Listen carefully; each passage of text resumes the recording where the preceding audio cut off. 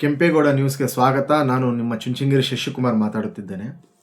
ಇವತ್ತಿನ ವಿಚಾರ ಏನಂದರೆ, ರಾಜ್ಯ BJP ಪಕ್ಷ ಯಾರನ್ನ ರಾಜ್ಯಾಧ್ಯಕ್ಷರನ್ನಾಗಿ ಮಾಡುತ್ತದೆ ಎಂಬ ವಿಚಾರದ ಬಗ್ಗೆ ಇವತ್ತು ತಿಳಿಸ್ಕೊಡ್ಲಿಕ್ಕೆ ನಾನು ಸ್ವಲ್ಪ ಪ್ರಯತ್ನ ಪಡ್ತೇನೆ. ಕಾರಣ, BJP ರಾಷ್ಟ್ರಾಧ್ಯಕ್ಷರನ್ನಾಗಿ ಬಿಹಾರದ ನಿತಿನ್ ಅಂತಕ್ಕಂಥ ಒಬ್ಬ ನಾಯಕನನ್ನು ಹಂಗಾಮಿ ಅಧ್ಯಕ್ಷರನ್ನಾಗಿ ಇವತ್ತು ಮಾಡಿದೆ, ಪಕ್ಷದ ಅಧ್ಯಕ್ಷರನ್ನಾಗಿ ಮಾಡಿದೆ.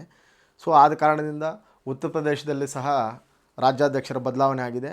ಇನ್ನು ಉಳಿದಿರ್ತಕ್ಕಂಥದ್ದು ಕರ್ನಾಟಕ ದಕ್ಷಿಣ ಭಾಗದಲ್ಲಿ ಕೂಡ ನಮ್ಮ ಒಂದು ಕರ್ನಾಟಕದಲ್ಲಿ BJP ರಾಜ್ಯಾಧ್ಯಕ್ಷರನ್ನ ಬದಲಾಯಿಸಬೇಕು ಅಂತೇಳ್ಬಿಟ್ಟು ಮೊದಲಿನಿಂದನೂ ನಡೀತಿತ್ತು.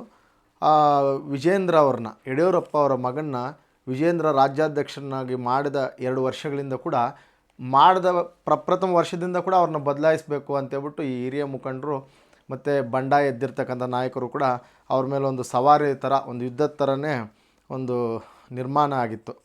ಆದರೆ ಇಲ್ಲೇನಾಗ್ತದೆ, ಆದರೆ ವಿಜೇಂದ್ರದವ್ರ ಹತ್ರ ಒಳ್ಳೆ ನಾಯಕತ್ವ ಇಲ್ವಾ ಅಂತ ನಾವು ಪ್ರಶ್ನೆ ಹಾಕ್ಕೊಂಡ್ರೆ, ಇಲ್ಲ, ಒಳ್ಳೆ ಯುವ ನಾಯಕರು, ಪ್ರಬುದ್ಧರು, ತಾಳ್ಮೆ ಇದೆ, ಮತ್ತು ರಾಜಕೀಯದ ಬಗ್ಗೆ ಒಂದು